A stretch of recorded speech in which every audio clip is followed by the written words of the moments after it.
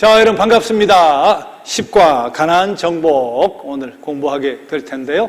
자, 오늘 공부하면 2주 우리 휴식을 취했다가 그리고 10일가부터 또 구약마저 공부하게 되겠습니다. 자, 오늘 10과 하기 전에 20과 제목 노래 함께 우리 불러봅시다.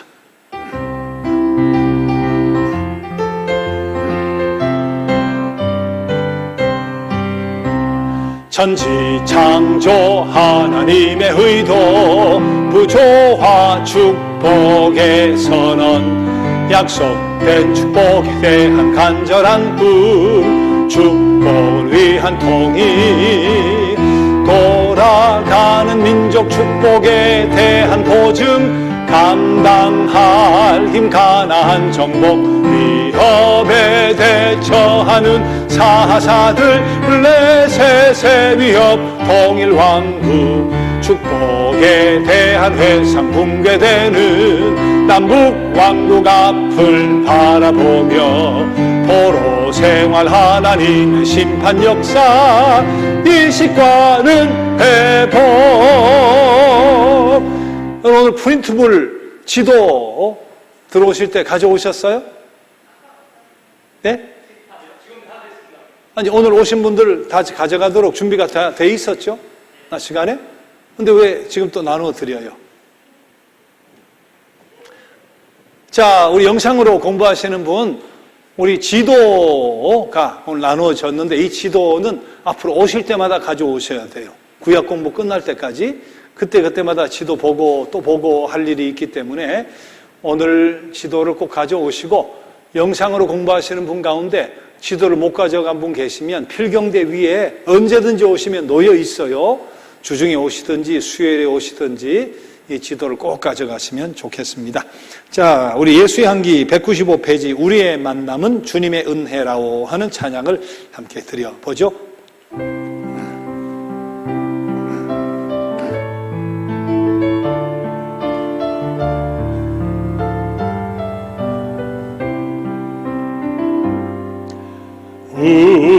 우리의 만남은 주님의 은혜라오 우리의 모임은 주님의 축복이라오 우리는 하나님 영광 위에 지음 받았으니 우리를 하나님 나라 위해 충성되게 하소서. 오 주여 나의 소명 항상 인도하소서. 오 주여 우리 소명 항상 인도하소서. 우리의 모든 것 주여 인도하소서. 우리의 모든 것 주님께 바치옵니다. 오 나의 하나님 아버지여 당신의 뜻대로 오 나의 하나님 아버지여 따라 살게 하소서. 오 주여 나의 소명 항상 인도하소서. 오 주여 우리 소명 항상 인도하소서.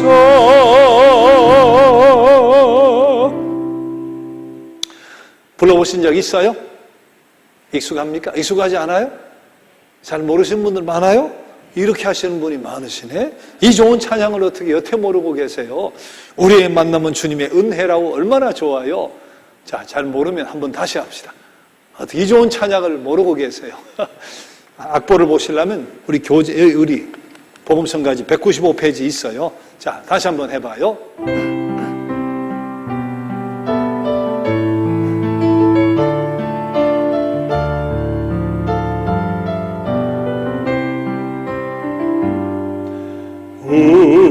우리의 만남은 주님의 은혜라고, 우리의 모임은 주님의 축복이라고, 우리는 하나님 영광 위에 지음 받았으니 우리를 하나님 나라 위해 충성되게 하소서. 오 주여 나의 소명 항상 인도하소서. 오 주여 우리 소명 항상 인도하소서. 우리의 모든 것 주여 인도하소서. 우리의 모든 것 주님께 바치옵니다. 오 나의 하나님 아버지여, 당신의 뜻대로 오 나의 하나님 아버지여 따라 살게 하소서.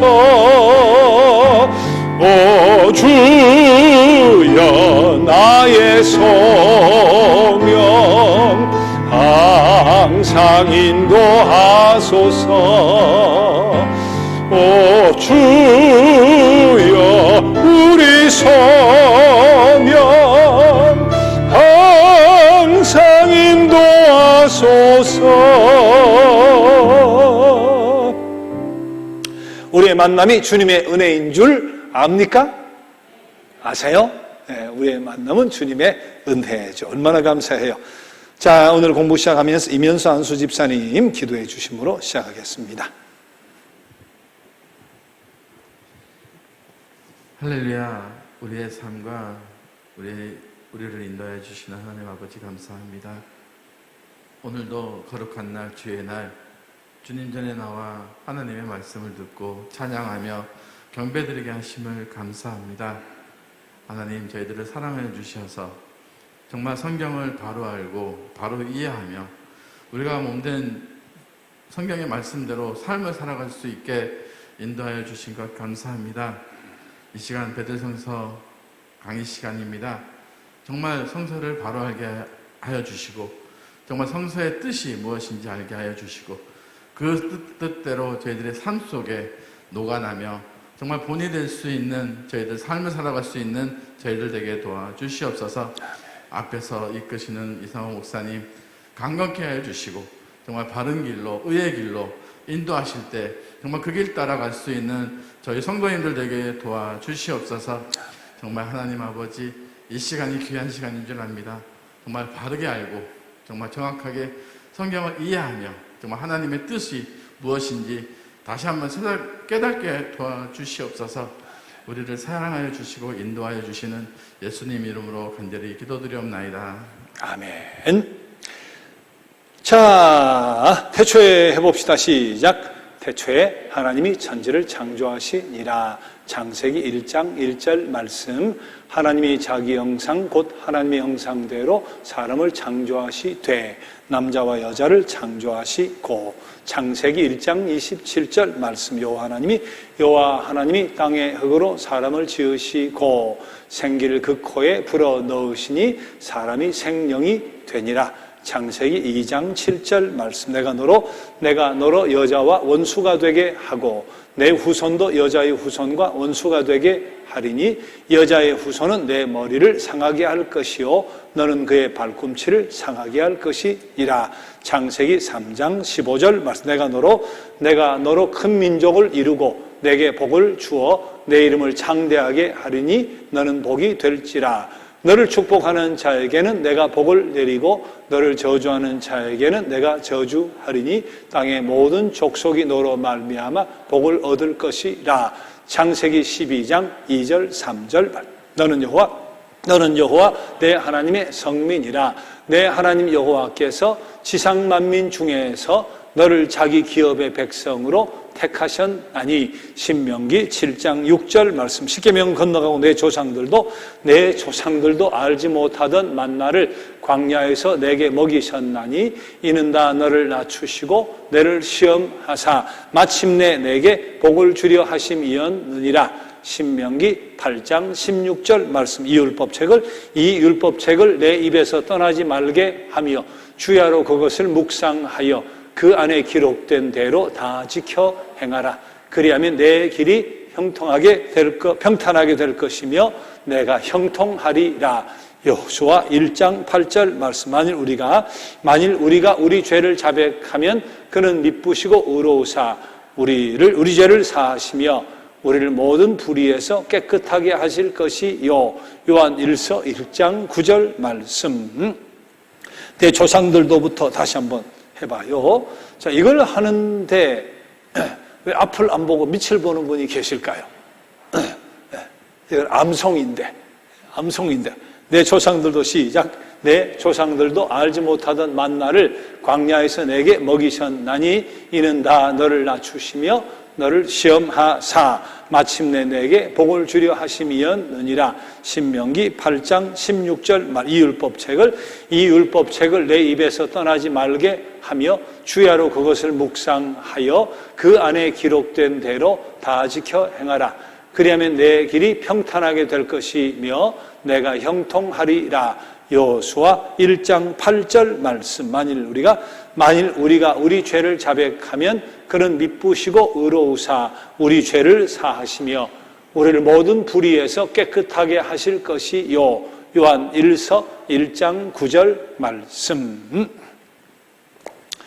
자, 지난 시간 우리 그림을 보면 하나님이 여러 가지 보증의 요소로 저들이 가나안 땅까지 가서 계약의 백성이 되도록 도와주시는 여러 가지 요소가 있죠. 번쩍번쩍 바위, 초자연적인 개입, 율법과 법률을 제정하는 것, 사람이 앉아있죠. 나실인가 옷단술 같은 시각 교육을 통해서, 지도자를 통해서 유월절, 오순절 혹은 맥추절, 장막절 같은 기념절기를 통해서, 성막을 통해서 여러 가지 간섭하고 개입해 주심으로 좌로나 우로나 치우치지 않고 뒷걸음질도 안 치고 계약의 땅을 향해 나아가도록 도와주시는데, 그러나 한 가지 문제가 있다. 그게 뭐냐? 가장 큰 문제, 죄 문제. 죄가 자꾸 쌓이니까 이 죄 때문에 걱정, 염려, 두려움, 심판, 내 코가 석자예요. 그렇지 않아도 부조화로 하나님과 나와 자연과 다른 사람과 조화가 깨져서 죄가와 죄책감을 짊어지고 있는 데다가 광야 행진 속에서 하라 하지 말라 하는 무수한 말씀을 주셨는데 내가 다 지켜내지 못하고 어기는 때가 있으니까 내 죄가 자꾸 올라가는 거잖아요. 이 죄 때문에 근심 걱정 속에서 무슨 땅의 족속에 그 복의 근원이 되고 손을 내밀고 내 문제를 해결하지 못하는데, 내 짐이 무거운데 그 사정을 하나님께서 익히 아시기 때문에 그리스도를 통해서 완전한 죄 사함이 이 땅이 완성되기 전까지 불완전하지만 짐승의 피로 인간의 죄를 사할 수 있게 하는 속죄 제도를 허락을 해 주신 거죠. 당시 악이 싫지 않은 세상 속에 살았던 이스라엘 백성들, 하나님과의 부조화로 말미암아 자신과 타인과 자연과 부조화로 죄가와 죄책감을 지고 하라 하지 말라 하는 계명을 지키지 못하는 그 수많은 죄짐 속에서 다른 사람의 구원, 다른 사람의 복이 될 수 있는 여력이 없었죠. 그런 점에서 속죄 제도를 하나님이 허락을 해 주심으로 말미암아 죄 문제까지 해결해 주심으로 이제는 가볍게 계약의 땅을 향해 나아가서 약속 의무 예언, 하나님의 축복받은 계약 백성이 되게 해 주셨다 하는 우리 구약의 제사 제도에 대한 공부를 했습니다. 자, 우리 다음 주 하고 그 다음 주는 3주년 기념 특별 우리 집회 날이고 또 그날 하루 쉬고 그 다음 주는 우리 특별 교육의 날이에요. 2주를 쉬는데 2주는 특별한 일이 있어 쉬고 훈련을 위해 쉬지만 여러분들도 열과를 잘 정리하는 시간을 드리려고 쉬는 의미도 있어요. 그동안 혹시 밀린 분들, 영상으로 보시는 분들도 밀린 분들이 있잖아요. 2가 3가 밀렸으면 요 기회에 다 따라잡아야 돼요. 자, 그 다음 따라오려고 하면 힘들어요. 자, 요때 재정비를 잘 하고 시가까지 완성을 잘 하세요.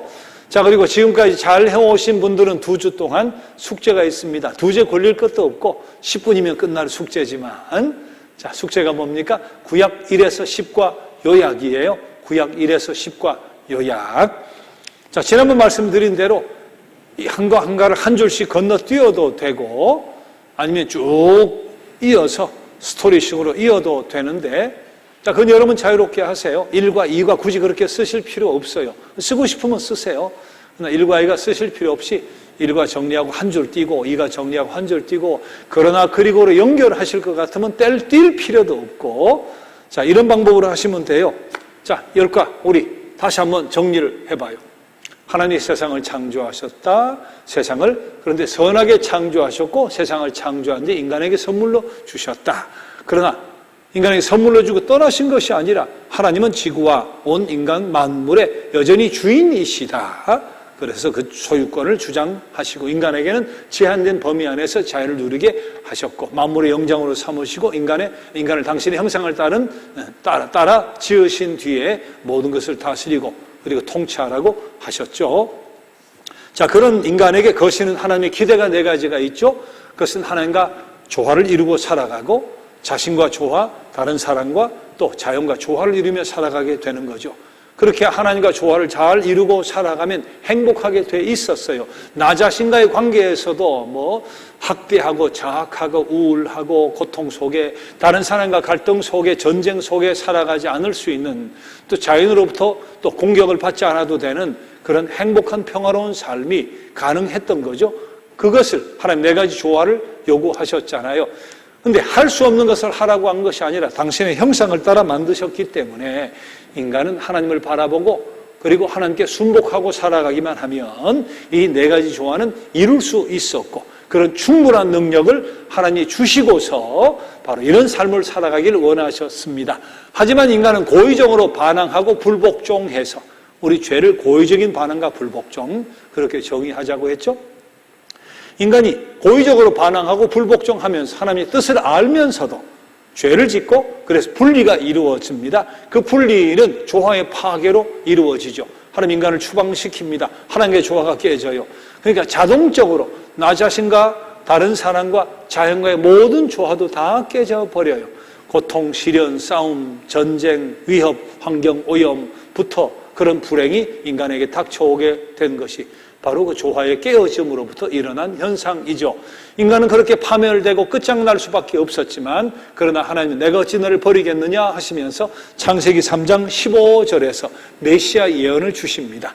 여자가 내 머리를 상하게 할 것이고 너는 발꿈치만 상하게 될 것이다 하고 다시 구원의 한 행동을 취하실 것을 약속해 주시는 메시아 예언을 하나님이 주시잖아요.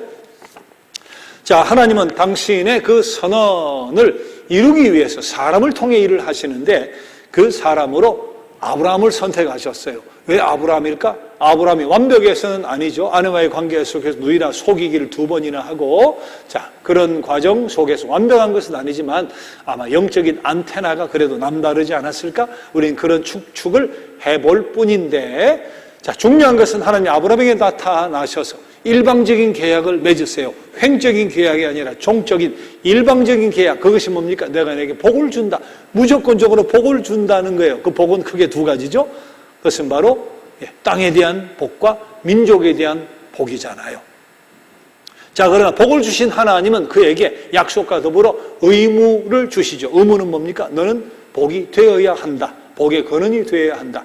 그리고 그렇게 되면 예언, 땅의 모든 족속이 복을 받게 되는 역사가 일어날 것이다.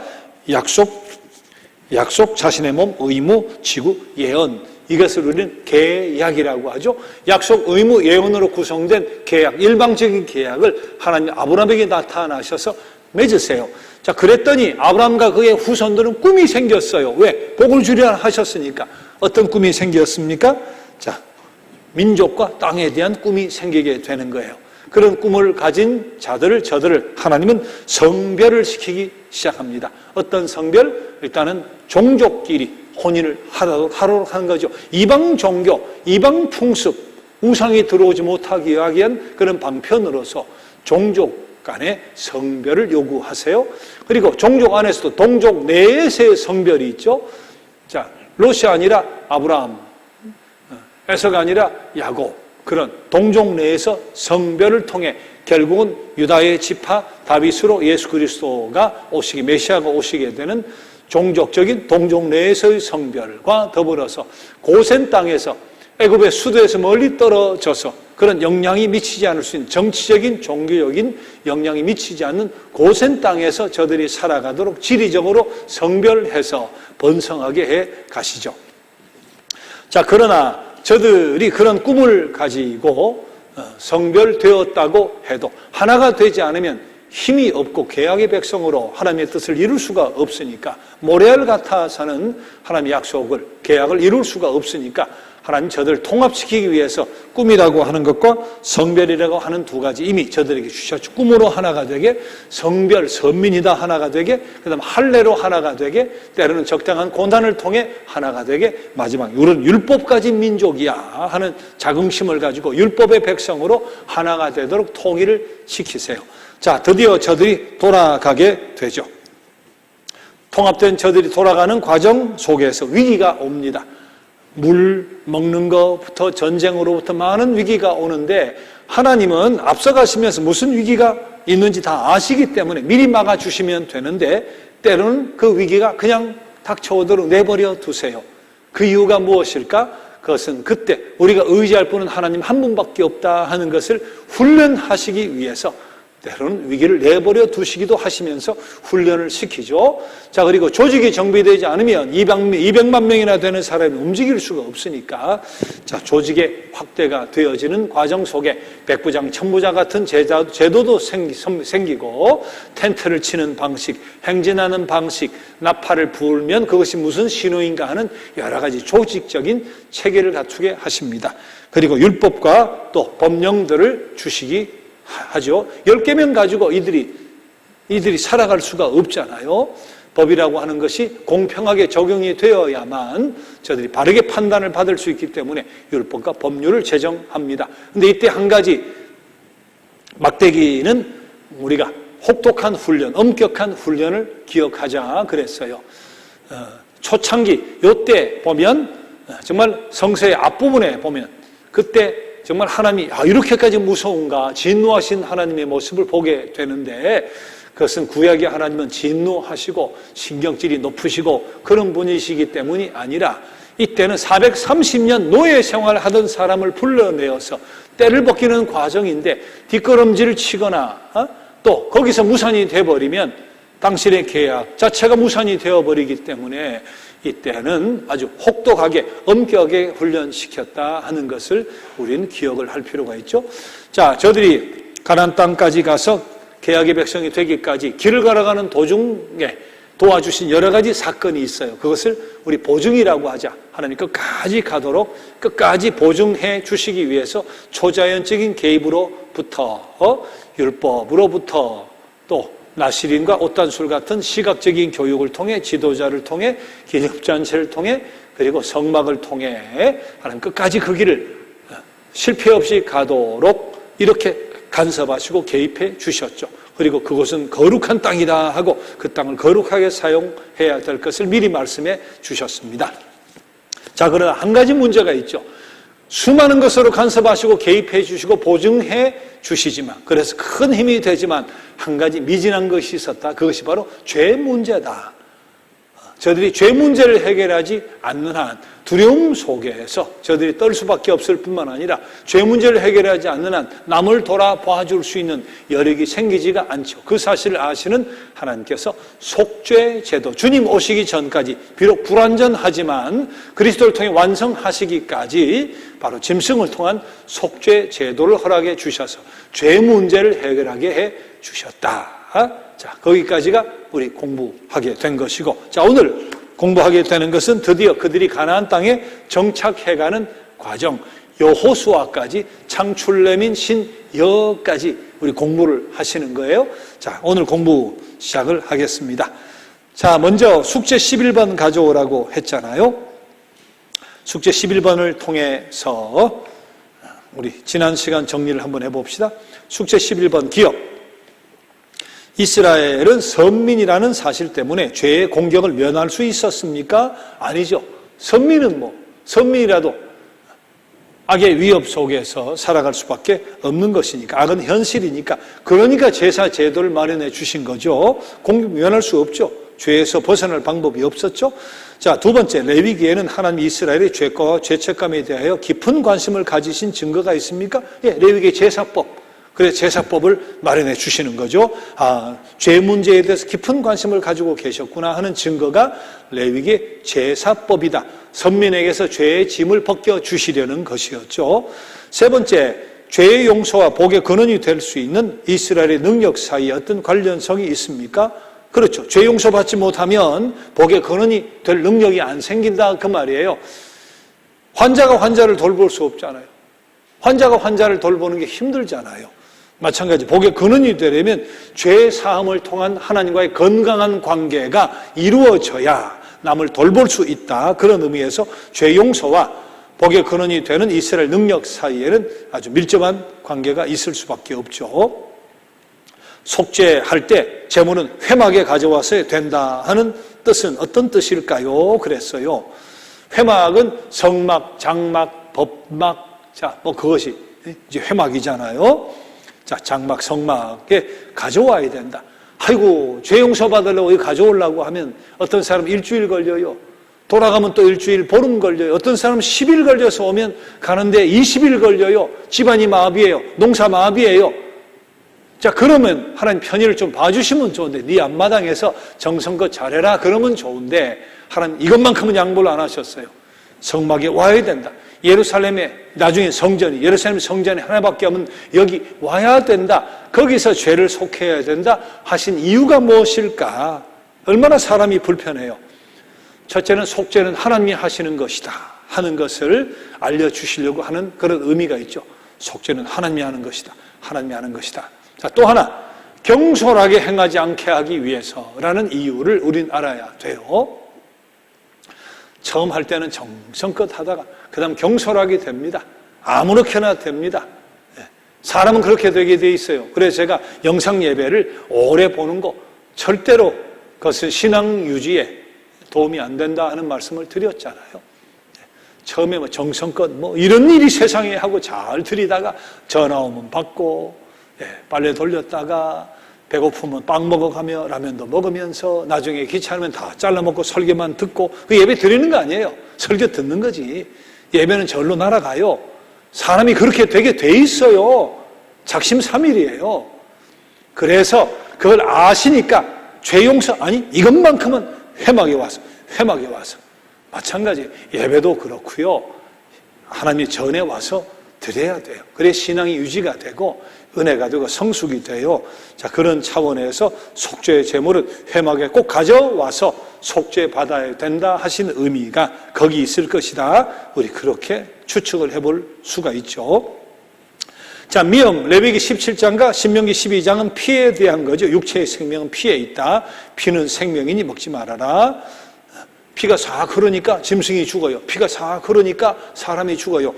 피는 생명이네. 그럼 생명의 주인은 하나님이잖아. 그럼 피는 우리가 건드리면 안 되지. 그렇게 생각하게 한 거죠. 자, 그래서 피는 마시지도 못하죠. 자, 생명의 주인은 하나님이다 하는 그런 뜻이다. 그리고 피는 하나님이 처리해야 된다. 왜? 생명이니까. 자, 그런 의미에서 육체의 생명은 피에 있다. 그렇게 가르쳐 주셨다고 생각을 해볼 수 있죠. 자, 시험 4번 함께 봅니다. 자, 6과 축복을 위한 통일하면 절구 생각이 나야 돼요. 절구가 하는 게 뭐예요? 빻아가지고 하나가 되는 거. 콩, 밀, 팥, 쌀. 그래도 빻아버리면 하나가 되잖아요. 가루로 하나가. 그래서 통일의 요소가 5가지죠. 자, 밑에 그림 안 봐도 생각해야 돼요. 꿈, 성별, 할례. 위에 2개, 고난, 율법. 절로 나와야 돼요. 시험에 나옵니다. 당연히 나오죠. 5가지 요소. 자, 근데 잘못된 것은, 다른 것은 나오잖아요. 할례, 율법, 꿈 나오는데 2번은 없잖아요. 고센 땅에서 풍요로움이 이런 이야기 들을 필요도 없죠. 성별, 꿈, 할례, 고난, 율법. 5개가 통일의 요소니까 2번이 잘못이죠. 7과 돌아가는 민족 생각나죠? 사람들이 근엄해요. 위기가 닥쳐오고 혹독한 훈련도 있고 조직이 정비가 되고 또 율법을 주시고 하는 것. 맞는 것은 1번이죠. 하나님 이상적인 이스라엘이 아니라 현실 그대로의 이스라엘과 함께 일하셨다. 이상적인 사람 못 돼요. 430년 노예 생활했기 때문에 그냥 현실적인 인간이잖아요. 그들과 함께 일하셨어요. 2번, 가축이 따로 살았다고요? 어떻게 따로 살아요? 그렇게 못 살죠. 완전한 율법 가질 준비가 되어 있었다? 아니, 그때는 그런 율법 가질 준비가 안 돼 있었어요. 걸음마니까. 4번, 엄격한 종교 훈련을 시키긴 어려웠다가 아니라 그때는 초창기라 때를 벗기기 위해서 엄격하게 훈련을 시키셨다. 자, 1번이 맞죠? 자, 축복에 대한 보증하면 다시 생각나서 줄이 막 있는 거, 바위에 번개불이 번쩍번쩍 초자연적인 개입 생각하면 되죠. 자, 3번이 잘못됐죠. 나시리는 머리를 길게 자라게 하는데 수염은 깎았다. 아닙니다. 수염도 안 깎았어요. 자, 이거 너무 이런 거 가지고 우리 신앙훈련 해야 될 이유는 없는데 그래도 문제니까. 자, 3번이 잘못됐다고 봐야 되죠.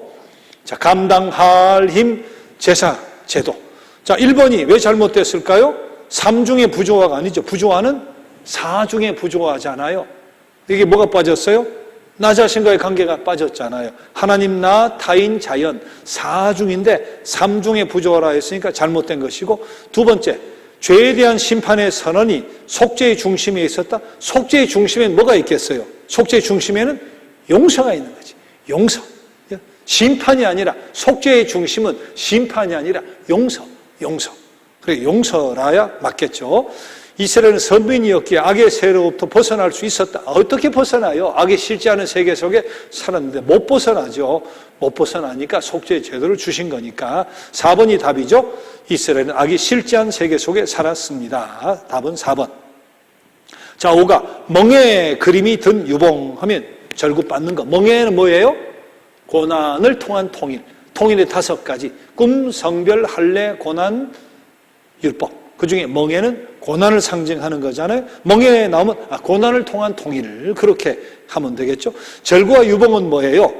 이것은 축복의 선언, 계약을 위해 하나님 5가지 요소로 통합시켰다. 5가지 요소로 통합시켰다. 그게 절구와 유봉이죠. 통합시켰다. 통합시킨 요소가 5가지잖아요. 자, 닷의 메인 사보, 닷 하면 보증의 요소, 번쩍번쩍 바위에 초자연적인 개입부터 나오는. 자, 사본은 뭡니까? 닷의 메인 사본, 약속된 축복은 보증이 돼야 된다. 하나님의 계약은 꼭 성취돼야 된다. 그게 바로 닷의 메인 사본입니다. 닷은 흔들리면 안 되잖아요. 사본이 붙어 있잖아요. 하나님의 계약은 성취돼야 된다. 하나님의 계약은 꼭 보증돼야 된다. 그래서 보증하기 위해서 초자연적인 개입으로부터 시각교육, 율법, 지도자, 기념축제, 성막 그런 보증의 요소를 주신 거죠. 약속된 축복은 보증되어야 한다. 계약은 꼭 성취되어야 된다 하는 뜻. 자, 등에 짐을 움켜있는 사람, 저 구가죠. 등에 짐을 움켜있는 사람은 이스라엘 사람이죠. 저것은 선민 이스라엘이 자기 죄짐이 너무 무거워서 복에 거는 역할을 감당할 힘이 없더라. 그런 뜻으로 생각을 해보면 되겠습니다. 자신의 죄짐이 너무 무거워서 이스라엘 백성이 복의 근원으로서 역할을 감당할 힘이 없는 이제 그런 모습, 그런 상태를 저렇게 표현했다고 합시다. 짐을 지고 가는 사람은 이스라엘이다. 그렇게 하면 되겠죠. 자, 다음에 32페이지로 가서 11조에 대한 법은 신명기 14장에 나옵니다. 종족 성별하라 하는 건 신명기 7장에 나옵니다. 가난한 자들은 언제나 우리와 같이 있다. 신명기 15장. 생명을 택하라. 신명기 30장. 이거는 제가 뭐 별 의미가 없다고 늘 이야기 드리지만 그러나 관로가 비었으니까 자, 채우고 지나가고 그 다음에 14번 신명기 22장은 순결에 관한 율법이고요. 신명기 20장은 전쟁 전에 평화 제의. 무슨 말인가 하면 성읍을 치기 전에 먼저 화평을 제의하라. 화평을 제의하는데 화평을 못하겠다 하면 어쩔 수 없이 전쟁을 치러야 되지만 화평을 먼저 제의하라, 선언하라 하는 말씀이 신명기 20장에 나옵니다. 신명기 24장 나그네와 과부에 대한 대책이 나옵니다. 자, 1과 뭐 제목은 천지창조고 3과는 부조화고 그 정도는 노래해보면 금방 나오죠. 4과는 축복의 선언, 천지창조 하나님의 도 부조화 축복의 선언. 저건 채우면 되겠고요. 19편 우리는 축복에 대하여 하나님께 감사하는 것으로 충분하지 못하다. 우리는 다른 사람들 위하여 그 축복을 사용하여야 한다. 맞죠? 감사하는 건 너무 귀한 일이지만 거기에서 끝나면 안 된다는 거죠. 우리는 그 감사하다면 다른 사람을 위해서 내가 받은 감사, 복을 사용해야 되죠. 복의 통로가 되고 땅의 모든 족속이 복을 받게 해야 되는 계약 백성이니까 정맞다고 해야 되죠. 20번 주님이 약속된 축복의 실현을 위하여 이스라엘을 도와주신 것 중에서 가장 중요한 것은 속죄 제도였다. 맞다고 봐야 되겠죠. 초자연적인 간섭, 지도자, 성막 다 좋아요. 기념잔치 다 좋지만 하나님 그 말 가장 중요한 것, 도와주신 것 중에 가장 중요한 것은 속죄 제도다. 우리 그렇게 이야기할 수 있죠. 자, 오늘 교재로 들어갑시다. 71페이지 가나안 정복이에요. 자, 그동안 창출내민 신명기까지 공부했다. 그렇게 생각하면 되고요. 오늘은 여호수아는 한마디로 가나안 정복을 다룬 책이다. 그렇게 생각하면 되죠. 가나안 정복. 이스라엘 백성이 약속의 땅, 가나안 땅에 제일 먼저 들어간 사건이 기록되어 있는 것이 여호수아서다. 그렇게 생각하면 되죠. 여호수아 1에서 5장 땅에 들어가다.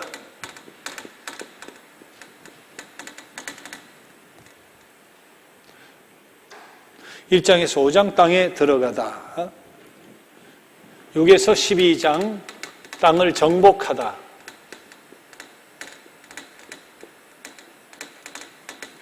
13장에서 24장 땅에 정착하다.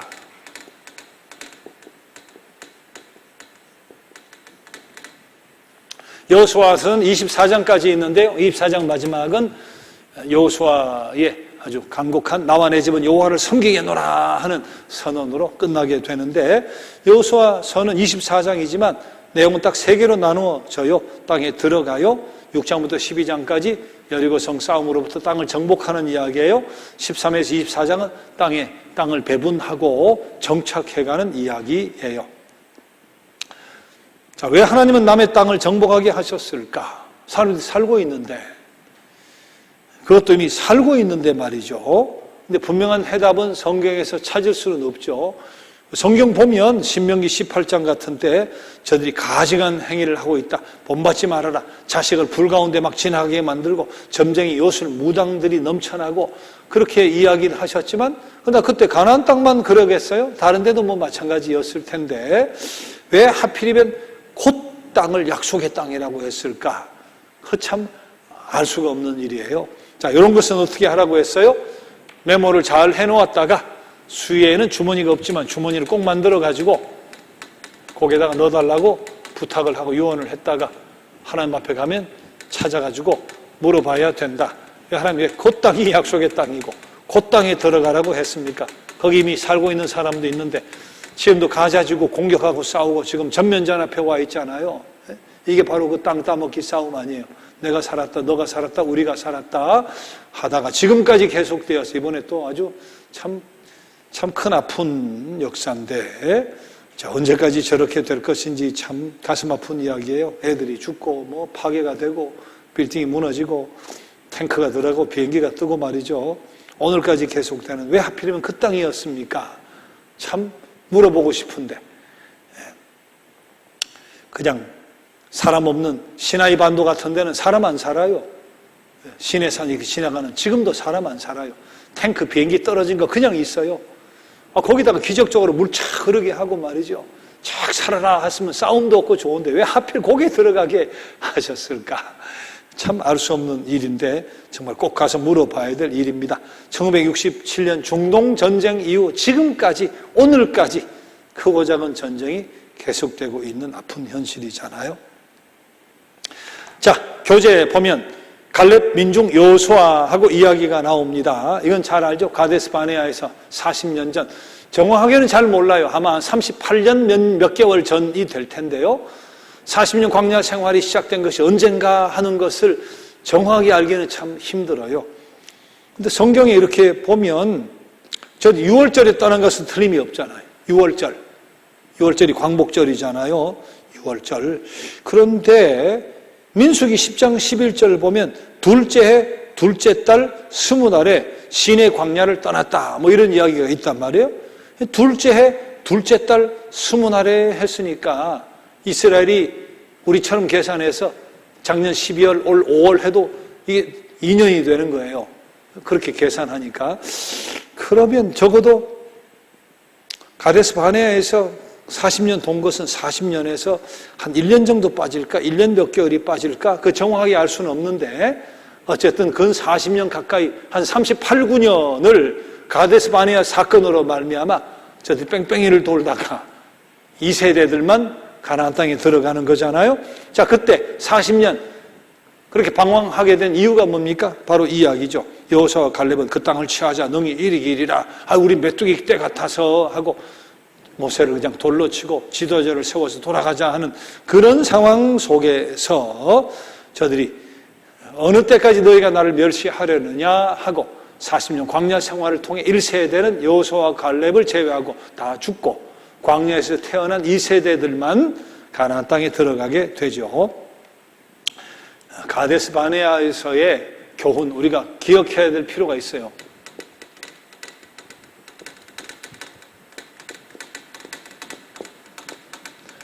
가데스 바네아에서의 교훈, 하나님의 뜻보다 인간의 상식이죠. 하나님의 뜻보다 인간의 상식을 우선하지 말아라. 가데스 바네아의 교훈, 하나님의 뜻보다 인간의 상식을 우선시하지 말아라. 그렇다고 인간의 지혜나 상식을 부정해 버리자는 거 아닙니다. 우리가 상식 있는 인간이 돼야죠. 상식을 초월하는 인간이 되면 인생 사는데 힘들고 세상 사람부터 지탄받습니다. 커먼 센스, 상식이 있어야 되고 합리적으로 우리가 살아야 돼요. 현실 분석을 지혜롭게 잘하고 상식적으로 판단하고 그래야 되는데, 그러나 하나님의 뜻이 있는데 상식을 우선시하면 어떻게? 하나님의 뜻이 뭡니까? 성이 견고하고 가나안 땅 저들이 거인 같고 우린 메뚜기 같아도 하나님의 뜻은 저 땅이 너 땅이라는 거예요. 내가 너와 함께한 약속의 땅이라는 거예요. 그럼 그 순간은 인간의 상식이 나는 메뚜기 같고 저 성은 크고 우린 질 것 같고 상식을 뛰어넘어야 될 때가 있잖아요. 우리가 상식, 합리를 우선시해야 되지만 신앙의 세계는 상식을 뛰어넘으라고 할 때는 상식을 뛰어넘을 수가 있어야 돼요. 거기 갇혀 살면 신앙의 신비는 맛보지 못합니다. 그건 신앙의 세계가 아니에요. 그런 의미에서 하나님 약속하신 것은 그대로 다 믿고 때로는 상식을 뛰어넘을 때는 상식을 뛰어넘는 결단도 해야 돼요.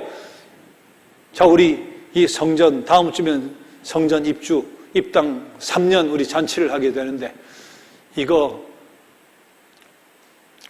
저 뒤에 쪽지도 이쪽으로 들어올 때 이 전체 땅값 빼고도 100억이 넘었어요. 건축비가. 우리가 빚을 49억 졌잖아요. 이거 상식적으로 가능합니까? 이거 누가 이거를 짓겠다고, 누가 이걸 짓겠다고 이야기할 수 있어요? 누가 하자고 이야기할 수 있어요? 자, 그러나 우리가 믿었던 것은 오랜 세월 10년 이상 전에 이 귤밭을 사게 하시고 우리가 하나님 어떻게든 이 땅을 우리에게 꿈의 땅으로 주신다고 믿었기 때문에 상식을 뛰어넘는 일을 한 거 아니에요. 그런데 해보니까 하나님의 정말 뜻이 계시고 섭리가 있는 일이라 하는 것이 확신이 되어지는 것이 상식을 뛰어넘는 역사를 우리가 경험하잖아요. 얼마나 감사해요. 제가 늘 자랑합니다. 40곡 빚진 것이 첫 해에 2억 갚아 47억이었어요. 둘째 해는 제가 공적으로 선언했어요. 공동의회 때. 원래도 2억 갚으면 47에서 45인데 44가 되었으면 좋겠습니다. 그럼 우리가 끝납니다. 죽을 사자 2개면 이제 빚은 끝납니다. 아, 근데 세상에 둘째 해 47, 45대 44가 되는 거예요. 그래서 끝나버렸잖아요. 빚이. 끝났어요. 지금도 사자가 붙어 있어야 되는데 여러분 입당 3년을 앞둔 지금 30억이에요. 30이에요. 30.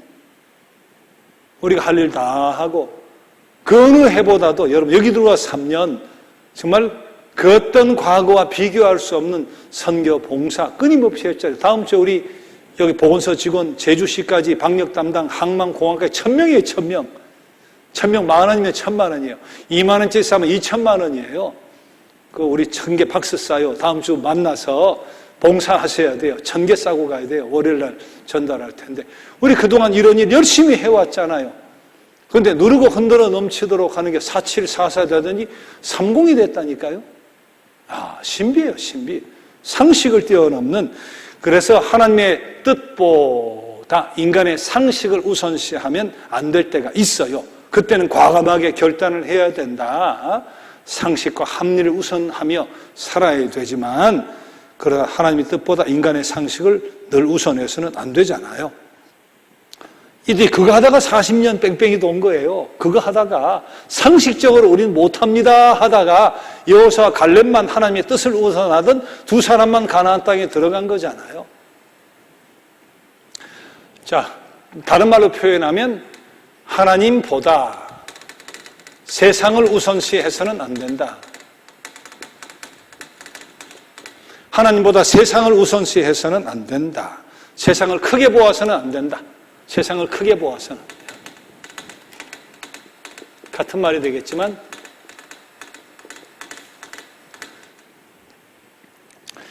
예배 드릴 때 하나님 크게 보여서 뭐든지 할 것 같다가 세상에 나가면 시당 어디를 가고 세상 속에서 초라해진 자신의 모습 그리고는 숨도 못 쉬고 살고 그러면 안 되죠. 성곽, 배경, 그들의 신장 아무리 커도 세상을 만드신 하나님을 바라보고 저들을 봐야죠. 세상을 만드신 살아계신 하나님을 보고 세상을 봐야죠. 그 눈으로 봐야 돼요. 하나님의 눈으로, 하나님의 눈으로.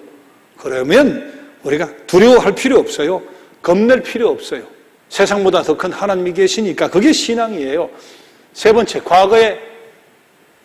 과거의 모든 은혜를 잃어버리면 안 돼요.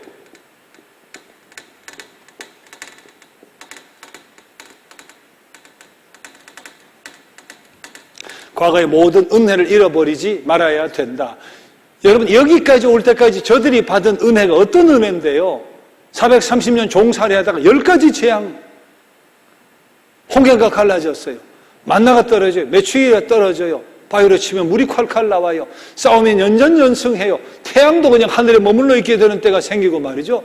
세상에 그 은혜 싸지머진 것 없이 지금까지 살아온 하나님의 무수한 은혜, 그걸 잃어버리는 순간 초라하게 됩니다. 우리가 어떤 상황에도 과거에 받은 은혜를 크게 봐요. 아, 난 그때 날 이렇게 도우셨지. 맞아. 그때 내가 납작 엎드렸을 때 이렇게 세워주셨지. 이런 고통 시련 속에 나를 이렇게 건져주셨지. 그래서 오늘 내가 있게 해주셨지. 어떤 장벽, 어떤 시련이 다가와도 과거에 주셨던 은혜를 잃어버리면 안 돼요.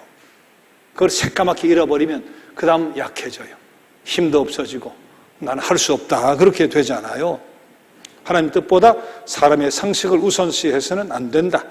하나님보다 세상을 더 크게 보아서는 안 된다. 과거의 은혜를 잊어버려서도 안 된다. 가데스 바네아의 사건의 교훈을 잘 기억할 필요가 있죠. 자, 71페이지 밑에서 두 번째 단락부터 다음 페이지까지 같이 읽어봅니다. 반신반의하는 사람은, 시작. 반신반의하는 사람은 결코 정복자가 될 수 없으며 아브라함과의 계약에서 약속된 축복을 감당할 수도 없을 것이다. 하나님은 한 가지 길을 택하실 수밖에 없었다. 그것은 이 백성을 한동안 광야로 돌려보내 하나님을 의지하도록 다시 훈련시키시는 일이었다.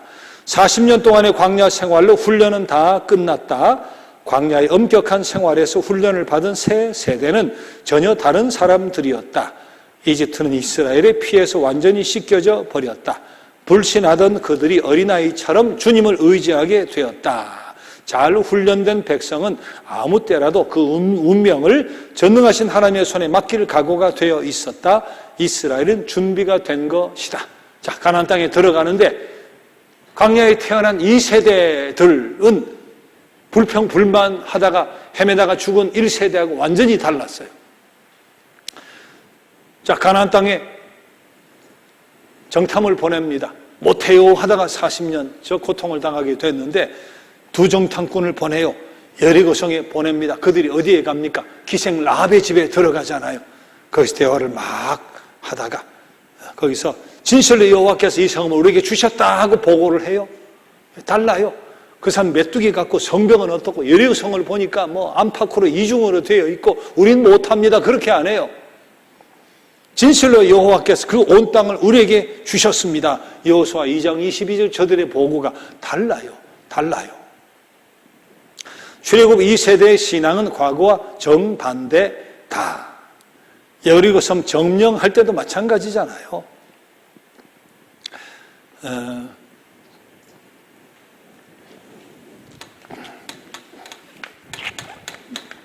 자, 이 그림 우리 잠깐 먼저 보면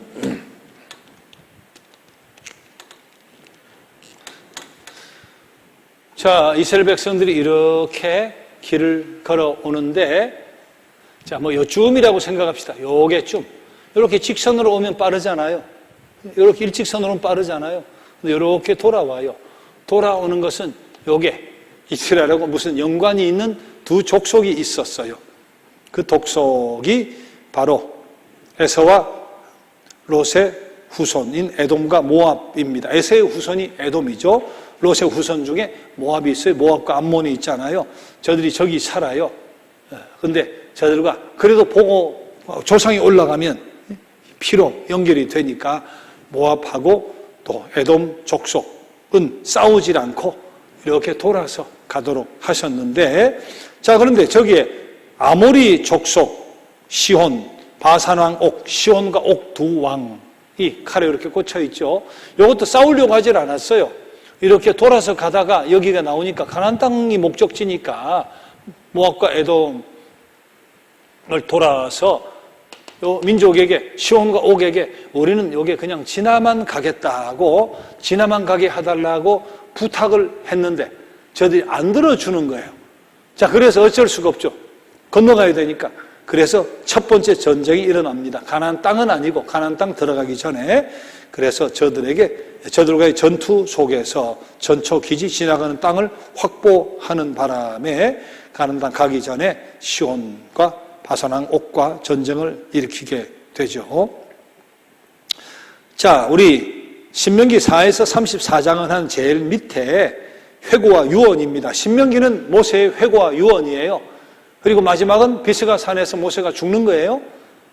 지나온 세월들 40년 광야 세월을 회고하고 유언할 때 모세가 자, 이런 이야기를 합니다.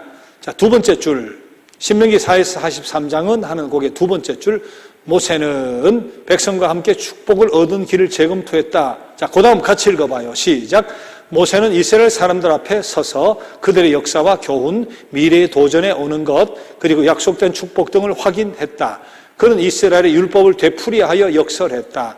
이스라엘의 경축일과 축제들의 뜻을 해석했다. 모세는 이스라엘을 그 인도해 주실 하나님의 능력을 믿는 확신 위에 굳게 세웠다. 모세는 이스라엘이 장차 극적으로 크게 승리할 수 있도록 그의 백성을 군사적으로, 정신적으로, 그리고 영적으로 준비시켰다. 이리하여 그는 약속된 큰 축복을 누리기 위해서 무거운 짐과 도전에 오는 장애물이 그들 앞에 가로놓여 있다는 것을 선민의 마음에 새겨 주었고 느보산 꼭대기에 올라가 주님이 처음에 아브라함에게 약속하신 땅을 보고 거기서 죽었다. 여러분 성경을 보면 모세가 죽은 산의 이름이 지명이 두 번 나와요. 자, 두 개가 뭐예요? 성경에 보면 모세가 죽은 곳. 자, 지금 이야기 나오는 느보산이 나오잖아요. 느보산. 지난번 느보산이 어딘가 하는 거 그때 우리 출애굽 경로통에 삼각표를 하세요 했죠. 자, 또 다른 데 보면 비스가산에서 죽은 것으로 되어 있어요. 비스가산, 비스가란 말이 히브리어의 뜻은 정상이란 뜻입니다. 정상. 비스가란 말이 정상이에요. 그래서 추측하기를 느보산의 정상, 봉우리가 여러 개 있을 거 아니에요. 그 중에 제일 높은 봉우리 정상이 비스가일 것이다. 그렇게 생각하는 것이 합리적일 것 같아요. 그러니까 두 지명이라도 같은 거죠. 느보산의 정상이 비스가니까 느보산에서 죽었다, 비스가산에서 죽었다 하는 것이 어떻게 표현해도 사실 같은 뜻을 이야기하는 것이다. 그렇게 생각을 하면 되겠습니다. 자, 여리고에서의 두 번째 싸움인데요. 첫 번째는 시혼과 옥 왕과의 싸움이고, 자, 드디어 여리고서의 싸움을 시작하기 전에 중요한 일이 있어요. 자, 저들이 길갈이라고 하는 곳에서 이제 건너게 되죠. 요단강을 건너서 길갈이라는 곳에 이제 들어가게 되는데요. 자, 73페이지 같이 한번 읽어봐요. 기념비가 세워졌다. 기념비가 세워졌다. 요단강을 법궤가 들어가고 땅에다 딱 제사장이 서니까 물이 말라가지고 홍해처럼 마른 땅처럼 건너잖아요. 자, 그때 요단강에서 지파별로 돌을 하나씩 줍습니다. 그리고 길갈이라는 곳에 12돌을 딱 모아가지고 제일 먼저 한 것이 무엇인가? 기념비를 세워요. 하나님이 하셨나이다 하고 기념비를 길갈이에 세우죠. 자, 두 번째 한 일이 무엇인가? 남자들은 할례를 받아요. 할례. 할례는 난지 8일 만에 받아야 되는데 저희들이 광야에 40년 벌받아 다닐 때 할례를 시행을 안 했던가 봐요. 그래서 소홀히 했던가 본데 전투력의 손실이 막대하지만 저들이 할례를 받는 일이 일어나죠. 자, 세 번째는 유월절을 지키고, 유월절은 광복절, 해방절, 애굽에서 출애굽에 나온 사건이잖아요. 하나님의 구원을 극적으로 보여주는 이제 기념잔치인데, 자, 저들이 여리고성을 점령하기 전에 행했던 세 가지 일을 잘 기억을 하세요. 잊어버리지 말고. 여리고성 점령 전 저들이 뭐 했느냐? 군사훈련 했느냐? 그런 거 없어요. 칼을 갈았느냐? 창을 만들었느냐? 화살을 많이 준비했느냐? 그런 이야기 없어요. 지금 어마무시한 전쟁을 해야 되는데 여리고성 점령 전에 저들이 한 것이 무엇인가? 길갈에다가 강을 건넌 뒤에 뭐 했다고요? 기념비. 여호와께서 이를 행하셨나이다 하고 기념비를 세워요. 두 번째 한 것이 무엇인가? 할례. 전투력에 정말 완벽한 손상을 가져오는 할례를 행해요. 자, 세 번째 저들이 뭡니까? 유월절 기념해요. 하나님이 우리 백성을 광야, 10가지 재앙으로부터 홍해바다를 건너 이렇게 해방의 기쁨을 주셨습니다 하고 광복의 해방의 그날을 기념해요. 이것이 다 보면 사실은 영적인 것들이에요. 육적인 것, 전투와 관계되는 거 아무것도 없어요. 철저하게 저들은 영적으로 무장했다. 가나안을 정복하기 전에 저들이 한 것은 영적인 무장이었다 하는 거죠. 1세대하고 이렇게 다르잖아요. 1세대하고 완전히 달라졌어요. 2세대는 1세대는 10가지 재앙, 홍해바다 건넌 뒤에도 만나가 내려오다 기뻐하지 않았어요. 그러나 2세대들, 저들은 철저하게 훈련이 되어져서 철저하게 순종하고 감사하고 영광 돌려드리는 그런 백성이 됐다 하는 거죠. 여리고성 정복에 대해서 우리 생각을 해봅시다.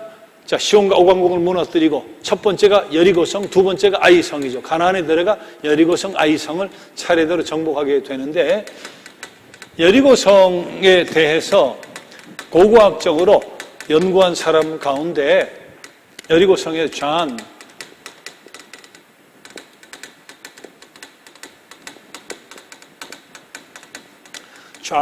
갈스탱이란 분이 있는데요. 뭐 가르스탕 해도 관계없고요. 존 갈스탱이란 분. 이분 여리고성을 고고학적으로 쭉 해보니까 벽이 이중으로 되어 있더래요. 밖에 외벽, 적이 공격하는 밖에 외벽이 2m 되래요. 그리고 공간을 두고 내벽이 4m 더래요.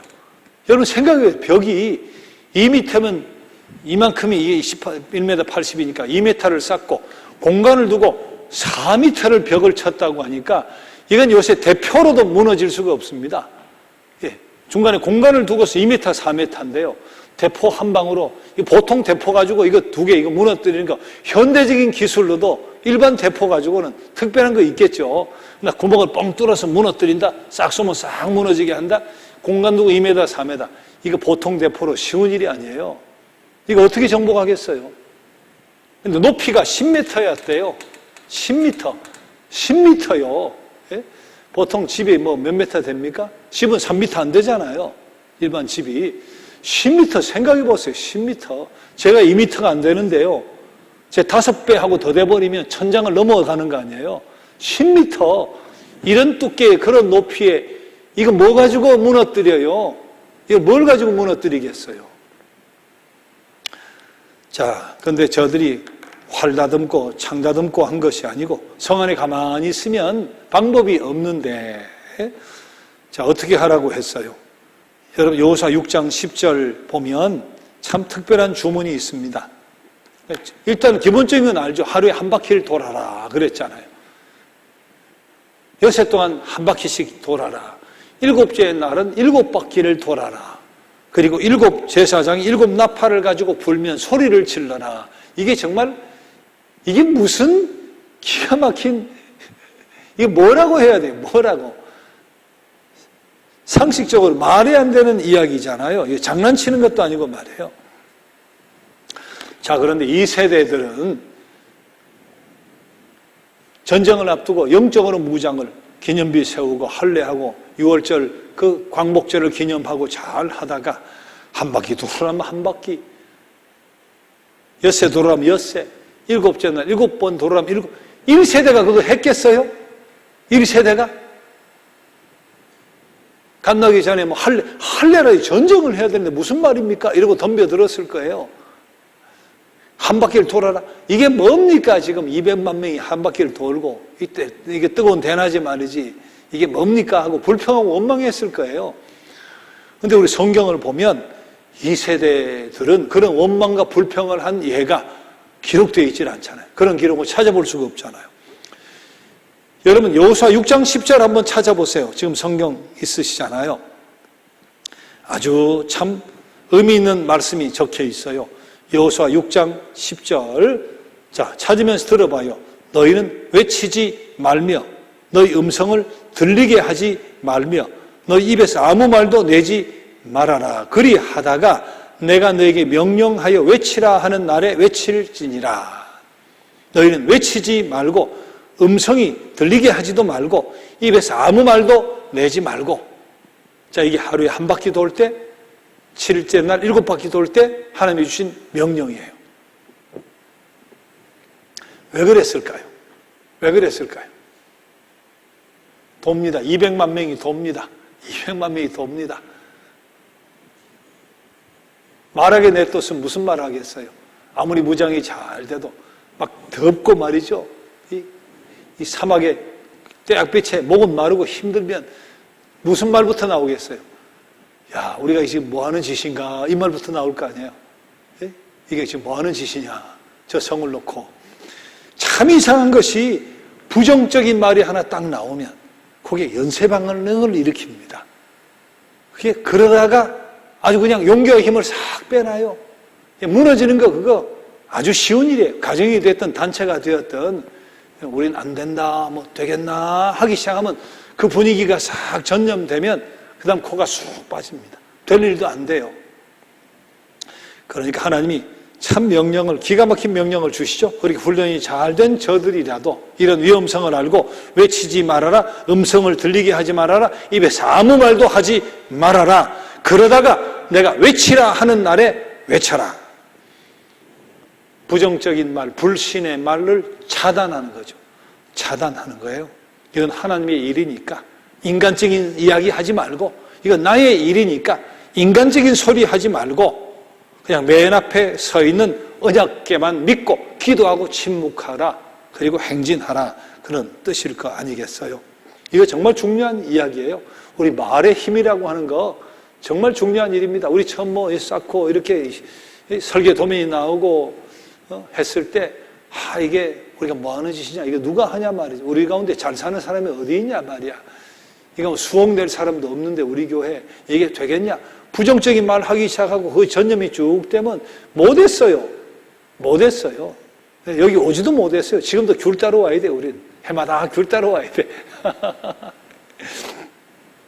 근데 참 감사해요. 우리 교회 과정 속에서 우리가 할 수 있나, 이거 왜 하나, 우린 못한다, 이런 이야기 여러분 들었어요? 예? 다 이렇게 하시네? 예. 그런 이야기 한 사람이 없어요. 예. 그냥 한다니까 하는가 보다, 하나님의 섭리 가운데 되는가 보다 하고 우리가 할 수 있는 최선을 다하자 하고 그렇게 왔잖아요.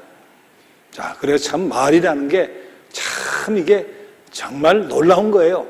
우리 어떤 일이라도 우리 하나님 일을 할 때 더더욱 그렇지만 부적절한 말, 불신의 말, 의심의 말, 부정적인 말 그런 거 우리 할 필요 없어요. 침묵.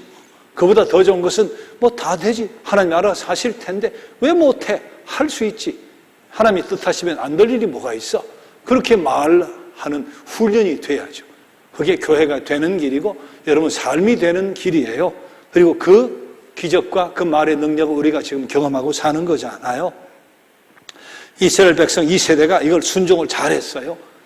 하나님 그렇게 말씀해도 1세대들 말했을 거예요. 이게 무슨 짓이냐, 떼약볕에 이게 뭐냐, 앉았다 가자, 오늘 반바퀴만 하자 뭐 이러고 말이죠. 그러다가 또 끝났을 거예요. 성도 정령도 못하고. 그런데 2세대들은 이것까지 순종을 했어요. 끝까지. 참 그래서 귀한 거죠. 자, 그렇게 해서 여리고 성을 무너뜨렸는데 문제는 그 옆에 아이 성이에요. 자, 73페이지 밑에 아이에서 세 번째 싸움. 견고한 여리고 성은 그렇게 쉽게 무너졌는데 아이 성을 가서 보니까 조그만해요. 우스워요. 그래서 백성들이 여호수아에게 이야기합니다. 이게 200만 명, 장정 60만 명, 우리 그렇게 움직이지 맙시다. 그냥 요거는 그냥 우리 한 2, 3천 명쯤 올라가면 끝나니까 우리가 2, 3천 명쯤 갈게요 하고 여호수아도 허락을 했어요. 하나님이 특별히 뭐 지시한 것 없으니까. 2, 3천 명이 올라갔다가 대패당해가지고 여리고 성도 하나도 안 다쳤는데 36명이 죽임을 당해서 대패당해서 도망을 와버린 거예요. 그래서 통곡을 하고 이게 무슨 일이냐, 머리에 티끌을 뒤집어 쓰고 하는데 결국 무슨 일 때문입니까? 누구 때문에? 아이성 하면 누구? 아간. 아간 하면 우리 찬송가 뭐가 생각나요? 악을 골짝 빈들에도 복을 들고 가오리다가 생각이 저절로 나야죠. 뭐예요? 아간의 범죄. 하나님께서 어떤 경우에라도 우리 욕심을 내지 말도록 했잖아요. 정복한 뒤에 절대로 거기에 있는 그 무엇이라도 노력질 하지 말도록 그렇게 명령을 했는데 아간이 욕심이 들어가지고 은 200세겔 2.3kg, 금 50세겔 한 600g, 한 돈이 3.75g이잖아요. 37, 370, 100돈 하고 한 2배쯤 되겠네. 200돈은 안 되지만 그걸 어떻게 금덩어리가 보였는데 아간이 그걸 자기가 인마이 포켓을 하잖아요. 그래서 결국은 그 탐욕 때문에 아이성에서 쉽게 정복할 수 있는 그 싸움에서 패배를 당하고 말았던 사건이 아간의 범죄인데 이때 보면 아간과 그의 일가족까지 악을 골짝 빈들로 끌고 가가지고 돌로 쳐서 처형을 해요. 그게 악골골짝이에요. 아간과 그의 가족들이 죽임을 당한 곳. 그래서 악골골짝 빈들에도 그렇게 우리 노래하잖아요. 우스개가 아니고 제가 와서 그 찬송 부른 경우는 제가 선택한 경우는 거의 없어요. 신도에서 자체 언신 예배한다고 선택한 경우는 있을 수가 있는데 왜냐하면 악골골짝 빈들에 돌에 맞아 죽는 그것도 복음 들고 가오리다 찬송하면 그대로 해야 되잖아. 그대로 해야잖아요. 돌 맞아 죽는 곳에도 나는 복음 들고 가오리다. 우린 다 떠나야 돼요. 돌 맞아 죽는 곳으로 가야 되는 안 가고 노래 부르면 안 되잖아요. 그래서 그 찬송은 제가 거의 부른 적이 잘 없어요.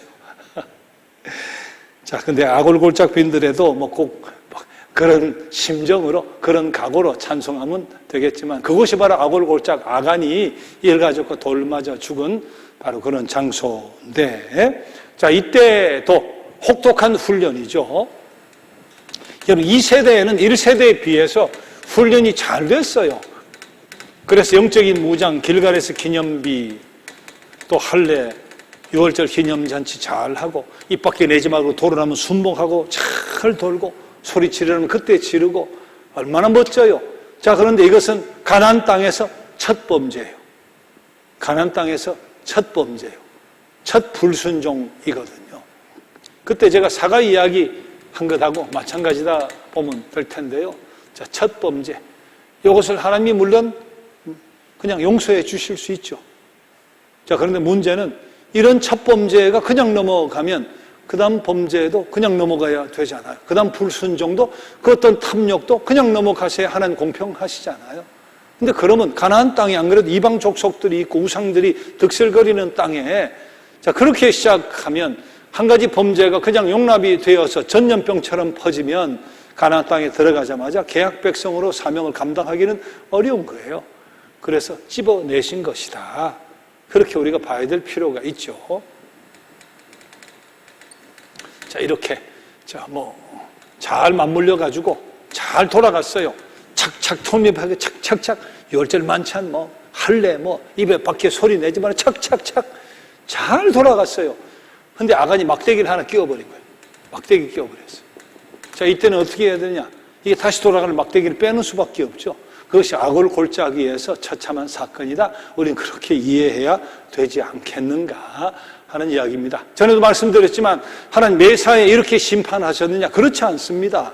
그 뒤로 넘어가서 보고 봐요. 얼마나 오래 기다리시고 얼마나 참으시고 돌아와라 돌아와라부터 해서 끊임없이 외쳐주시잖아요. 온 선지자들을 다 동원해가지고 저들을 어떻게든 깨닫게 하려고, 이해시키려고 애를 쓰시고 참아 기다리고 또 기다리고, 즉각적으로 하나님 그렇게 판단하거나 하질 않잖아요. 그런 상황 속에서 이해를 해야 된다. 이것은 가나안 땅에서 첫 범죄다 하는 차원에서 우리가 이해를 해야 되지 않겠는가. 자, 그런 생각을 해볼 필요가 있죠. 잘못하면, 저 하나 둘 늘어나면 하나님의 뜻은 망쳐지고 지금까지 수고가 거품이 되어버린다 하는 점에서 우리 이해를 해야 되지 않겠나 싶습니다. 74페이지 가서 이스라엘에 대한 공포가 확대가 된다. 자, 재미있는 거. 그 다음 여호수아 10장으로 가면 기브온 족속의 이야기가 나와요. 두 번째 단락에 나오죠. 기브온 이야기 잘 아시죠? 기브온 족속이 멀리 있지도 않았어요. 3일길이에요. 근데 기브온이 소문을 듣고, 여호수아 10장 2절 보면 기브온은 왕도와 같은 큰 성이요 아이보다 크고 그 사람들은 다 강함이라 그렇게 기록되어 있어요. 왕도와 같은 큰 성이고 아이 성보다 크고 그 성 주민은 다 강하다. 자, 그러면 전쟁할 준비를 해야 되잖아요. 근데 저들이 어떻게 계시를 받았는지, 어떤 소문을 들었는지 우리가 싸워서 몰살당하거나 그렇게 되느니 화치를 믿는 것이 좋겠다. 그렇게 회의를 했나 봐요. 그리고 저들이 변장을 해가지고 무엇으로 다 떨어져가지고 한 달, 두 달, 6개월 이상 걸린 것 같은 옷 다 일부러 해진 옷을 입고, 음식도 곰팡이 나는 거 일부러 준비해가지고 새까맣게 마른 깡통에 담아가지고 여호수아 앞에 오는 거잖아요. 우리가 저기 온 기브온 족속인데 당신들의 소문을 믿고 듣고 우리가 왔다고, 우리는 당신과 전쟁하고 싶지가 않고 화친해서 살기를 원한다. 자, 그렇게 이야기를 하는데 여호수아가 이렇게 보니까 세상에 곰팡이를 봐도 옥수를 봐도 이거는 한두 달, 몇 달이나 걸린 것이라 하나님 주신 약속의 땅하고는 관계가 없는 것이 생각이 들은 거예요.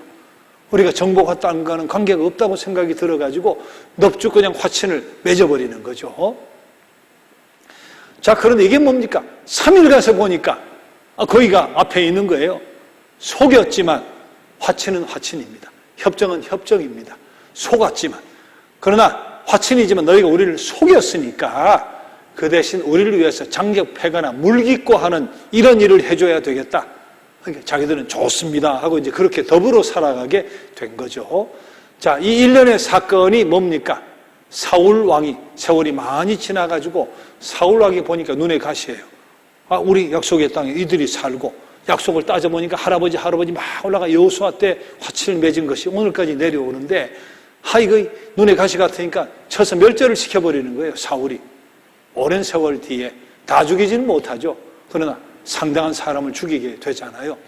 자, 그로 말미암아 다윗 시대에 비가 안 오는 거죠. 3년 동안 비가 안 오는 거 아니에요. 다윗 즉위한 뒤에 비가 안 오니까 하나님 앞에 묻고 막 하다가 그리고 깨달은 바가 이게 기브온 족속의 한 때문이다 하는 것을 알게 돼요. 기브온 족속을 부릅니다. 우리 조상이 약속을 했는데 사울 왕이 이렇게 해가지고 너희들에게 고통을 줬는데 어떻게 하면 너희들의 마음이 풀어지겠느냐, 그렇게 이야기하니까 우리는 재산도 필요 없고 금덩어리도 필요 없고 다른 거 필요 없다. 당신의 법이 이는 이 눈은 눈 아니냐. 너희들이 죽였으니까 우리도 죽여야 우리가 한이 풀리겠다. 그러면서 사울 왕의 후손 왕족들을 다 내놓으라고 하는 거죠. 그때 메랍이란 부인이 낳은 아들 5, 리스바라는 여인이 낳은 자식 2, 7을 내줍니다. 그 중에 무비보셋이란 요나단 친구 사이에 나타난 그 아들은 자기가 아끼니까 친구의 아들이라 거긴 안 내주잖아요.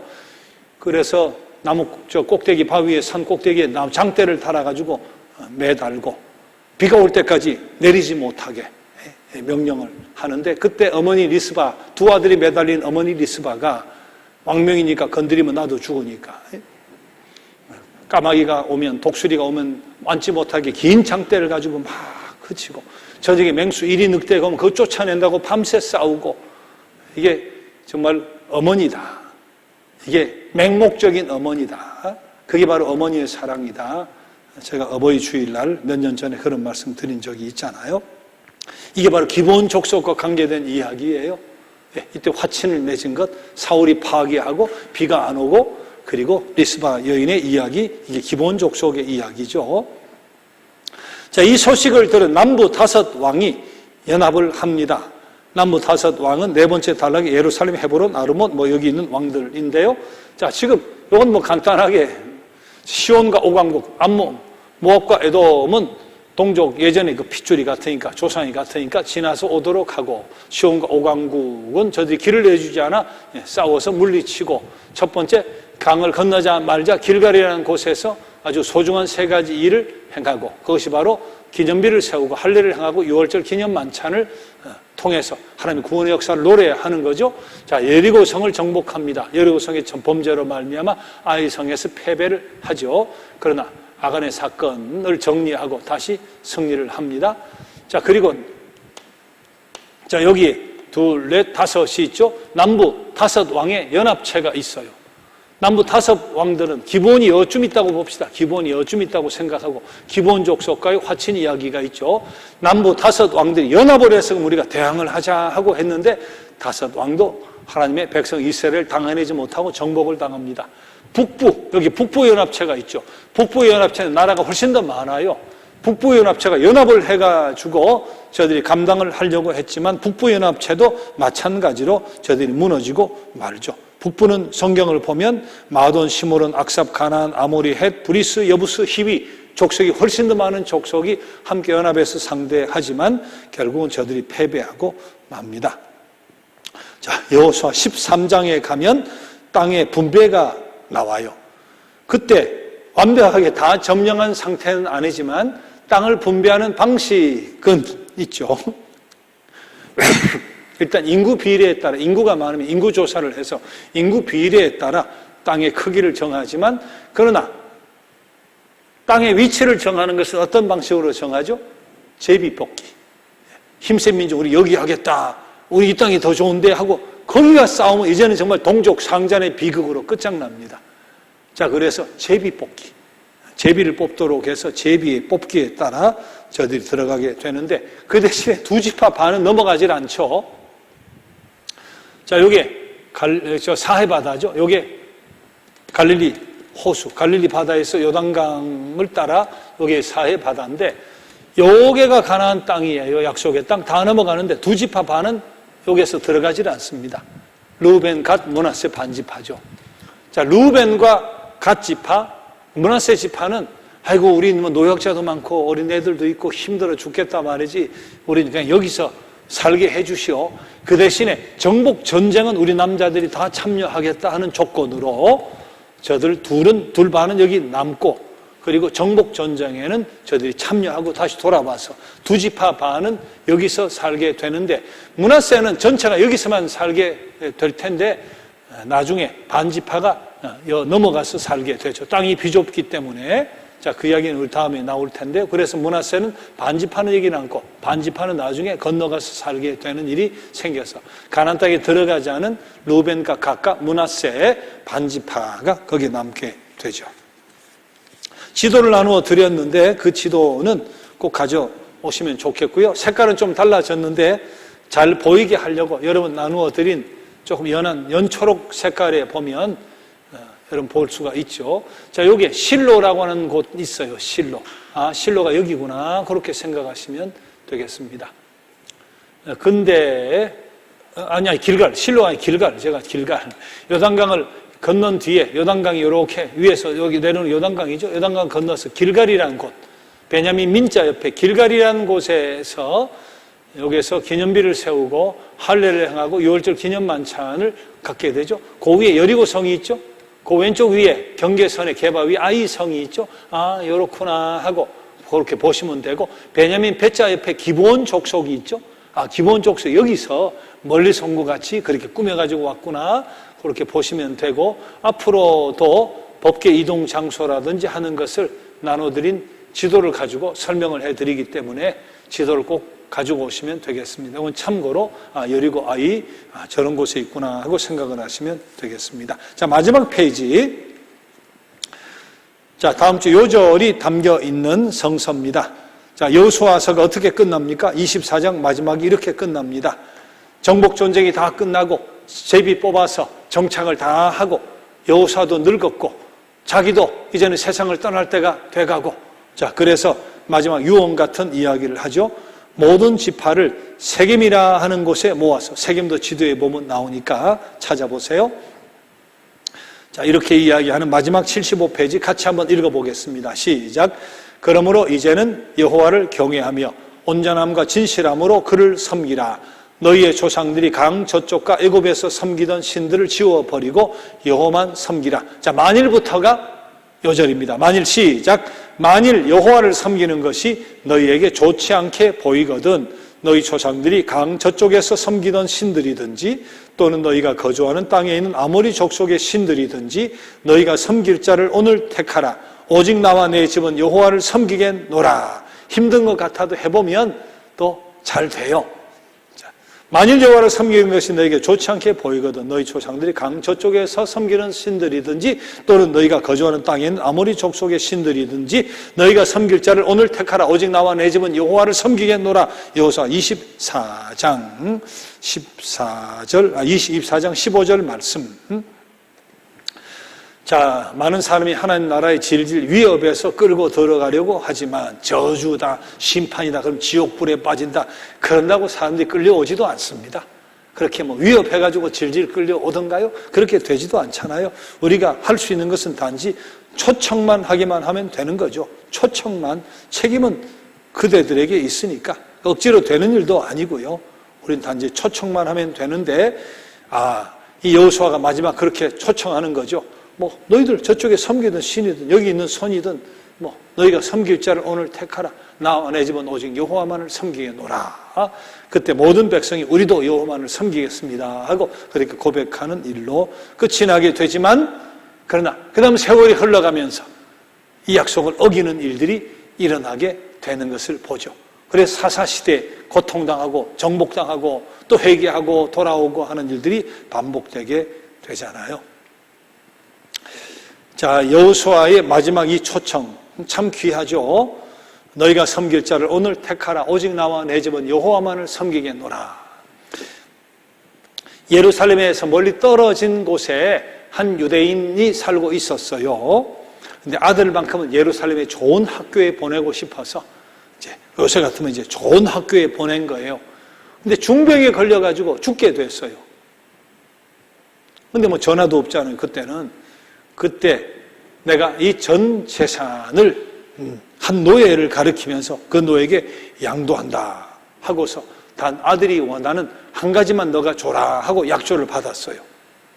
유언에서. 아들이 그 서식을 듣고 랍비를 찾았습니다. 저는 아버지를 한 번도 섭섭하게 해드린 적이 없습니다. 그리고 아버지도 저를 무지무지 사랑해 주셔서 이렇게 예루살렘에 공부까지 보내주셨는데 도대체 저는 이해를 못하겠습니다. 어떻게 재산을 노예한테 다 줬나 그 말이죠. 자, 그때 이제 랍비가 아버지가 무엇을 바라고 있었나 생각을 한번 해봐. 그렇게 물었다, 이야기를 해줬다는 거예요. 지혜로운 랍비가. 자네 부친은 우선 자기 자신이 죽었을 때 노예가 재산을 다 가지고 도망갈까 걱정을 한 것일세. 자, 그런데 그러면 도망갈 뿐만 아니라 아버지가 죽었다는 소식은 또 누가 알리겠어요? 노예가 싹 싸질머지고 도망을 가면 재산 가지고 도망가. 죽은 소식도 알리지 않아. 그래서 재산을 전부 주면 자기가 사망 소식도 알리고 할 것이다 생각을 했을 거야. 그래도 아들은 이해를 못했어요. 그때 뭐라고 이야기했겠어요? 지혜가 모자라는구만. 노예를 택하게. 노예한테 준 이야기가 뭐예요? 재물을 너가 다 가져라. 근데 아들이 원하는 한 가지는 꼭 줘야 된다 그랬잖아요. 아들이 뭘 원하면 돼요? 나는 노예를 원한다.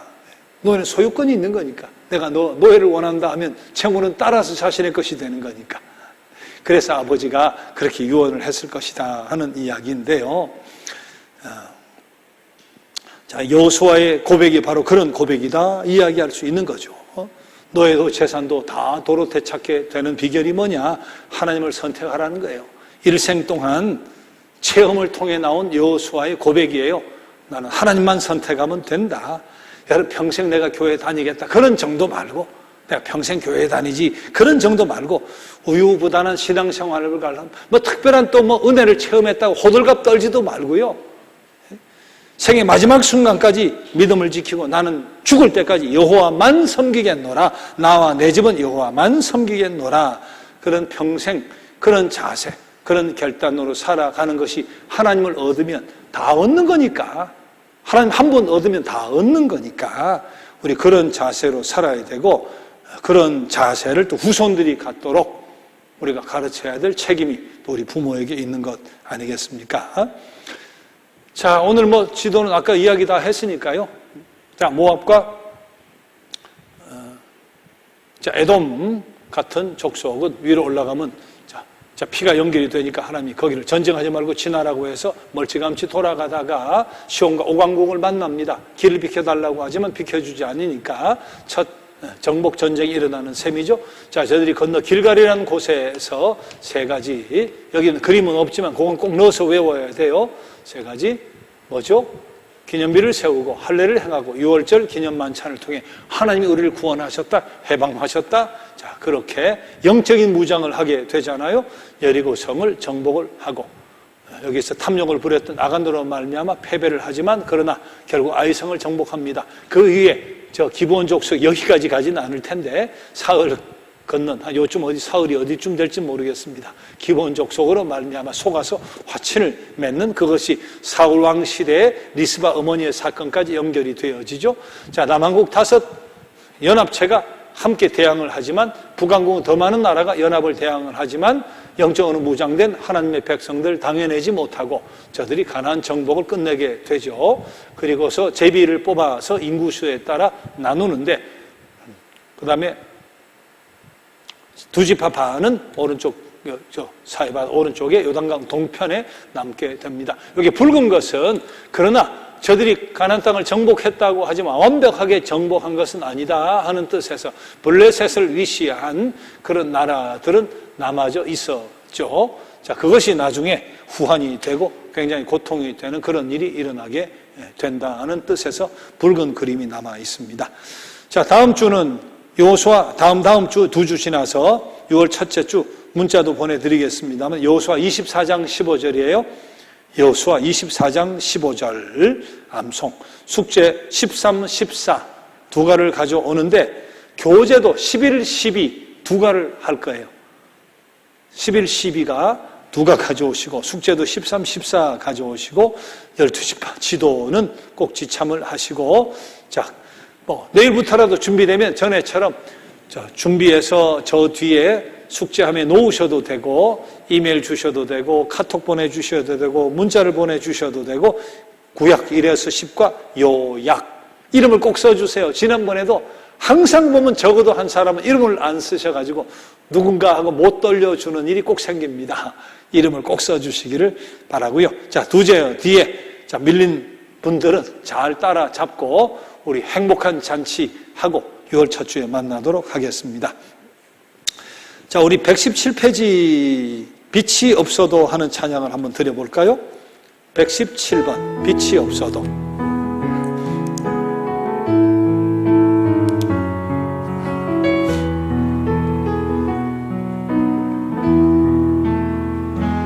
빛이 없어도 환하게 다가오시는 주 예수 나의 당신이여 음성이 없어도 똑똑히 들려주시는 주 예수 나의 당신이여 당신이 계심으로 나도 있고 당신의 노래가 머물므로 나는 부를 수 있어요.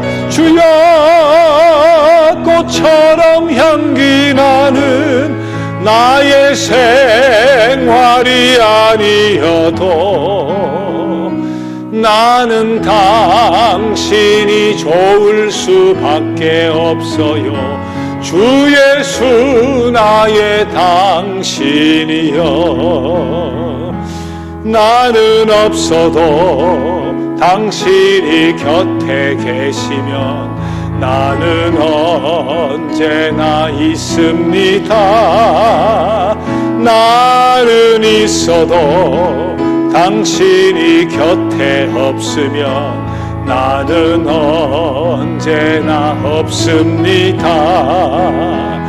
당신이 계심으로 나도 있고 당신의 노래가 머물므로 나는 부를 수 있어요. 주여 꽃처럼 향기 나는 나의 생활이 아니어도 나는 당신이 좋을 수밖에 없어요. 주 예수 나의 당신이여. 하나님 출애굽 2세대 같이 영적으로 잘 무장된 우리 교회 또 우리 모두가 되게 해주시기 원합니다. 언제나 기념비를 세워 하나님 앞에 영광 돌려드리고 영적으로 무장하고 그 뜻에 순복하고 잠잠하라 하면 침묵을 지키고 언제나 긍정적인 그리고 힘이 될 수 있는 승리의 말을 많이 하면서 격려하고 위로하고 세워주는 주의 백성 되게 하여 주시옵소서. 너희 섬길 자를 오늘 택하라. 오직 나와 내 집은 여호와를 섬기겠노라 고백했던 여호수아와 같이 하나님을 얻으면 모든 것을 얻는다 하는 하나님 이 사실 꼭 기억하면서 이 진리를 경험하고 살아가는 우리 모두 되게 하여 주시옵소서. 예수님의 이름으로 감사하며 기도드립니다. 아멘. 자, 6월 첫 주에 만나겠습니다.